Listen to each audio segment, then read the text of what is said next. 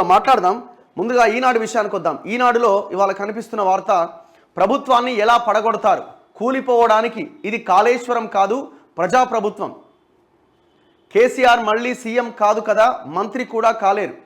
ప్రియాంక గాంధీ సమక్షంలో 500 రూపాయల వంట గ్యాస్ హామీ అమలు. త్వరలో 200 యూనిట్ల ఉచిత విద్యుత్. తప్పకుండా 2 లక్షల మందికి ఉద్యోగాలు ఇస్తాం. పక్షం రోజుల్లో 15,000 పోలీసు కొలువులు. ఉమ్మడి ఆదిలాబాద్ జిల్లా సమగ్ర అభివృద్ధికి కట్టుబడి ఉన్నాం. ఇంద్రవెల్లి సభలో సీఎం రేవంత్ రెడ్డి. ఇంద్రవెల్లి తెలంగాణ పునర్నిర్మాణ సభలో లోక్సభ ఎన్నికల సన్నాహ సూచకంగా గంట కొడుతున్న సీఎం రేవంత్ రెడ్డి. చిత్రంలో మంత్రి సీతక్క. శాసనసభ ఎన్నికలకు ముందు ఇంద్రవెల్లి అమరవీరుల స్తూపం సాక్షిగా కాంగ్రెస్ పార్టీ ప్రకటించిన హామీలకు అనుగుణంగా కొత్తగా ఏర్పడిన మా ప్రభుత్వం పనిచేస్తోంది. ఇంకా 2 నెలలు పూర్తి కాలేదు, అయినా 2 గ్యారంటీలు అమలు చేశాం. త్వరలో మిగిలిన 4 అమలు చేస్తాం అని ముఖ్యమంత్రి రేవంత్ రెడ్డి స్పష్టం చేశారు. రాష్ట్రంలో కాంగ్రెస్ ప్రభుత్వం ఏర్పడిన తర్వాత సీఎం శుక్రవారం తొలిసారిగా ఆదిలాబాద్ జిల్లాలో పర్యటించారు. ఉప ముఖ్యమంత్రి భట్టి విక్రమార్క, మంత్రులు కోమటిరెడ్డి వెంకటరెడ్డి, కొండా సురేఖ, తుమ్మల నాగేశ్వరరావుతో కలిసి ఆయన హెలికాప్టర్లో ఆదిలాబాద్ జిల్లా ఇంద్రవెల్లి మండలం కేస్లాపూర్ చేరుకున్నారు. తొలుత ఆదివాసీల ఇలవేల్పు నాగోబా ఆలయంలో మెస్రం వంశీయుల సంప్రదాయాల మధ్య ప్రత్యేక పూజలు చేశారు. సో ఆ సందర్భంగా జరిగిన సమావేశంలో 6 నెలల్లో కాంగ్రెస్ ప్రభుత్వం కూలిపోతుందని కొందరు మాట్లాడుతున్నారు. 3 నెలల్లో 6 నెలల్లో కేసీఆర్ సీఎం అవుతారు అని అంటున్నారు. ఇది ప్రజలు ఆశీర్వదించిన ప్రభుత్వం. ఎవరు మమ్మల్ని పడగొట్టేది? ఎలా పడగొడతారు? ఇక్కడ వేలాది మంది యువకులు ఉన్నారు. ప్రభుత్వాన్ని పడగొట్టే వాళ్లను ఊళ్లకు రాణిస్తారా? వేప చెట్టుకు వేలాడదీస్తారు. కూలిపోవడానికి మాదేమీ కాళేశ్వరం ప్రాజెక్టు కాదు. కేసీఆర్ మళ్ళీ ముఖ్యమంత్రి కాదు కదా, కనీసం మంత్రి కూడా కాలేడు రేవంత్ రెడ్డి. సో ఇట్లా ఆల్ న్యూస్ పేపర్స్లో ఇదే వార్త కనిపిస్తుంది. ఎందుకంటే ఈ మధ్య కేటీఆర్, హరీష్ రావు ఈ పదే ఇదే మాట మాట్లాడుతున్నారు. మళ్ళీ అతి త్వరలో కేసీఆర్ని ముఖ్యమంత్రిని చేసుకుందాం, మాకు 39 కాదు 59 ఉన్నారు, ఇట్లా మాట్లాడే ప్రయత్నం చేస్తూ ఉన్నారు. అంటే ఉద్దేశం ఏంది? ఈ ప్రభుత్వం కూలిపోతుంది, మేము అధికారంలోకి వస్తామని. ఎట్లా కూలిపోతుంది? ప్రజలు 64 స్థానాలు ప్లస్ 1 సిపిఐ కలిపి 65 స్థానాలు వాళ్ళ ప్రభుత్వానికి మ్యాండేట్ ఇచ్చారు. అంటే వాళ్ళ పార్టీకి మీరు ప్రభుత్వాన్ని ఏర్పాటు చేయండి అని. ప్రజలు ఇచ్చిన ప్రభుత్వాన్ని, ప్రజలు ఏర్పాటు చేసిన ప్రభుత్వాన్ని కూల్చేది ఎవరు? ఇప్పుడు మీరు ఒకవేళ అదే ప్రయత్నం చేస్తే, మీరు ఎట్లాగైతే ఎమ్మెల్యేలను తీసుకున్నారో వీళ్ళు కూడా మీ పార్టీ ఎమ్మెల్యేలను తీసుకుని మీ పార్టీ నామరూపాలు లేకుండా చేసే అవకాశం ఉంది. మీరు ఒకవేళ 39 మంది ఎమ్మెల్యేలను కాపాడుకుంటూ ప్రభుత్వాన్ని డిస్టర్బ్ చేయకుండా, ప్రభుత్వం తప్పుడు పనులు చేసినప్పుడు వాళ్ళ విధానాల మీద క్వశ్చన్ చేస్తూ ప్రజల మధ్య ఉంటే అప్పుడు మళ్ళీ మీరు అధికారంలోకి వచ్చే అవకాశం ఉంటుంది. మీరు మీ తప్పులను తెలుసుకొని, అహంకారం తగ్గించుకొని ప్రజల మధ్యలో ఉండి ఫైట్ చేస్తే మళ్ళీ మీకు అవకాశం ఇవ్వచ్చు. ప్రజలు డిసైడ్ చేస్తారు.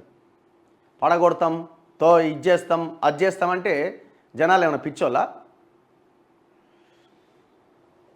సో ఇట్లా నిన్న ఈ సమావేశం జరిగింది. ఆంధ్రజ్యోతిలో కూడా ఇదే వార్త మనకు ప్రధాన వార్తగా ఉన్నది. ఎవడ్రా కూల్చేది? ప్రజాప్రభుత్వాన్ని పడగొడితే ప్రజలు ఊరుకుంటారా? తెలంగాణ ఎవరి చేతుల్లో భద్రమో ఆలోచించండి. త్వరలోనే ప్రియాంక సమక్షంలో 500కు సిలిండర్. తెల్ల కార్డుదారులందరికీ 200 యూనిట్ల కరెంటు. 15 రోజుల్లో 15,000 కానిస్టేబుల్ ఉద్యోగాల భర్తీ. కేసీఆర్ జీవితంలో మళ్ళీ ఎప్పటికీ సీఎం కాలేడు. నిత్యానందలాగా దీవికి రాజుగా ప్రకటించుకోండి. ఓహో, నిత్యానంద స్వామి ఒక దీవికి పోయి ఆడ పెట్టుకున్నాడు, ఇది నా దేశం, సపరేట్ దేశం అని. సో అట్లేమన్నా దీవికి ఉంటే దానికి ప్రకటించుకోండి అని చెప్తున్నాడు. ఆయనకు ఎంపీ సీట్లు ఇస్తే మోదీకి అమ్ముకుంటాడు. 7 లక్షల కోట్ల అప్పుతో ఆదిలాబాద్కి ఏమిచ్చాడు? ఇంద్రవెల్లి సభలో సీఎం రేవంత్ రెడ్డి వ్యాఖ్యలు. మోదీ కేడీ కలిసి కాంగ్రెస్ను అడ్డుకోవాలని చూస్తున్నారు. నిలువు దోపిడీ చేసిన కేసీఆర్ మళ్ళీ పదవి కోసం ప్రయత్నాలు చేస్తున్నాడు. 6 నుంచి 7 సీట్లు గెలిపించుకొని మోదీకి అమ్ముకునే పథకం వేశారు. ఇండియా కూటమిలోకి కేసీఆర్ను రానివ్వబోం. బీఆర్ఎస్ ఇంటి మీది పిట్ట, కాంగ్రెస్ ఇంటిపై వాలినా కాల్చి పడేస్తాం సీఎం రేవంత్ రెడ్డి. పాపం ఆ పిట్టి ఏం పాపం చేసింది వద్దు. సో అంటే ఆ యాంగిల్లో వాళ్ళు చెప్తా ఉన్నారు. తెలంగాణలో కాంగ్రెస్ ప్రభుత్వాన్ని కూల్చే ప్రయత్నం చేస్తే రాష్ట్ర ప్రజలు ఊరుకోరని ముఖ్యమంత్రి రేవంత్ రెడ్డి విపక్షాలను హెచ్చరించారు.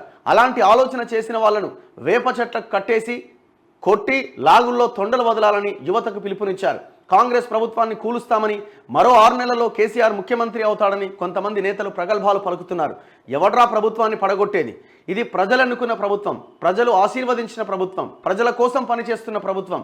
ప్రభుత్వాన్ని పడగొడితే యువత చూస్తూ ఊరుకుంటారా అని ప్రశ్నించారు. శుక్రవారం ఆయన ఆదిలాబాద్ జిల్లా ఇంద్రవెల్లిలో నిర్వహించిన తెలంగాణ పునర్నిర్మాణ సభలో పాల్గొన్నారు. సభ ముందు కేస్లాపూర్ నాగోబాలయంలో ప్రత్యేక పూజలు నిర్వహించి మహిళా సంఘాల ప్రతినిధులతో మాట్లాడారు. ఇంద్రవెల్లి అమరవీరులకు నివాళి అర్పించి స్మృతివనం నిర్మాణానికి శంకుస్థాపన చేశారు. అనంతరం అక్కడే ఏర్పాటు చేసిన బహిరంగ సభలో రేవంత్ రెడ్డి ప్రజలను ఉద్దేశించి ప్రసంగించారు. యాక్చువల్గా ఇక్కడ మనం చెప్పాల్సింది ఏంటంటే, ఇప్పుడున్న ప్రభుత్వానికి సూచన చేయాల్సింది, హెచ్చరించాల్సిన విషయం ఏంటంటే, ఇప్పుడు ప్రజలు చూస్తూ ఊరుకుంటారా ప్రభుత్వాన్ని పడగొడుతుంటే అంటే, మీ ప్రభుత్వము ప్రజలకు ఇచ్చిన హామీలు నెరవేర్చడంతో పాటు ప్రజల మధ్యనే ప్రభుత్వం ఉంది, ప్రజల వద్దకి పాలన అన్న దిశగా మీరు ఈ ఫీల్ గుడ్ ఫ్యాక్టర్ని కంటిన్యూ చేస్తూ ఇంకా ప్రజలకి మెరుగైనటువంటి పరిపాలన అందించగలిగినప్పుడే ప్రజలు చూస్తూ ఊరుకోరు. కేసీఆర్ లాగానే మనము పరిపాలన అందించే ప్రయత్నం చేస్తే ప్రజలు కూడా సైలెంట్గా ఉంటారు. సో అందుకే మీరు ఎంత గొప్ప పరిపాలన అందించగలిగితే, ఎంత గొప్పగా ప్రజలకి ప్రజాపాలన అందించగలిగితే అంత గొప్పగా ప్రజలు మిమ్మల్ని గుండెల్లో పెట్టుకుంటారు, రిసీవ్ చేసుకుంటారు. మీ గవర్నమెంట్ని కూలగొట్టాలనే ప్రయత్నం ఎవడు చేసినా మీరు అన్నట్టు చెట్టు గట్టేసి కాదు, ఇంకా అసలు ఏమైనా చేయడానికి రెడీగా ఉంటారు. ఒక డైనమైట్ లాగా తయారవుతారు ఒక్కొక్క ప్రజా అన్నవాళ్ళు, యువత. అండ్ దట్టు మీరు నిన్న మహిళలతో సమావేశమయ్యారు అని అంటున్నారు. మీరు మహిళలతో సమావేశమైనప్పుడు ఈ 5,400 కోట్లకు సంబంధించిన స్త్రీనిధి నిధులు ఏవైతే ఉన్నాయో అవి పక్కదారి పడుతున్నాయి. దాదాపు 10 సంవత్సరాల నుంచి ఆ స్త్రీనిధికి ఎండీగా విద్యాసాగర్ రెడ్డి అనే ఒక రిటైర్డ్ 75 సంవత్సరాల ఉద్యోగి అక్కడ మీరు రిటైర్డ్ ఎంప్లాయీగా ఉన్నాడు. ఆ శాఖ సీతక్క చేతిలో ఉంది. మీరు ముఖ్యమంత్రిగా ఉన్నారు. 75 ఏళ్ళ రిటైర్డ్ మనిషి ఇంకా కంటిన్యూ అవుతున్నాడు. ఎట్లా? నేను జడ్సన్తో నేను ఇంటర్వ్యూ చేసిన, చాలా పెద్ద ఈ స్టోరీ అది. ఎప్పుడు 2002 సంవత్సరంలో వరల్డ్ బ్యాంకు ఈ సెర్ప్ అని society of elimination of rural poverty, SERP పేరుతో వరల్డ్ బ్యాంకు కొన్ని నిధులు ఇచ్చింది. దాదాపు $490 మిలియన్ సంథింగ్, ఆల్మోస్ట్ అదంతా కూడా ఈ లెక్కేస్తే 50,000 కోట్ల రూపాయలు 2002లో. అవి మండలాల వారీగా గ్రాంట్ల రూపంలో డైరెక్ట్గా మండలాలకు వెళ్తాయి. ఇప్పుడు 2002లో స్టార్ట్ అయింది ఇది. 2002 నుంచి 2010 దాకా ఈ కంటిన్యూ అయింది. కంటిన్యూ అయిన తర్వాత అక్కడక్కడ డిపాజిట్లుగా ఉన్న డబ్బు కొంత మిగిలింది. ఎంత? 300-400 కోట్లు.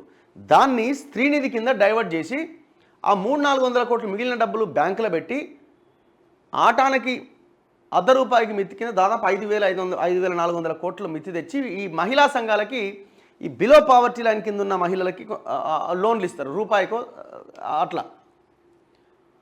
సో ఇందులో పెద్ద స్కామ్ నడుస్తూ ఉన్నది. దానికి ఎండీగా వీడు విద్యాసాగర్ రెడ్డి అనేటోడు ఉన్నాడు, రిటైర్డ్ ఎంప్లాయ్, స్టిల్ కంటిన్యూ అవుతున్నాడు.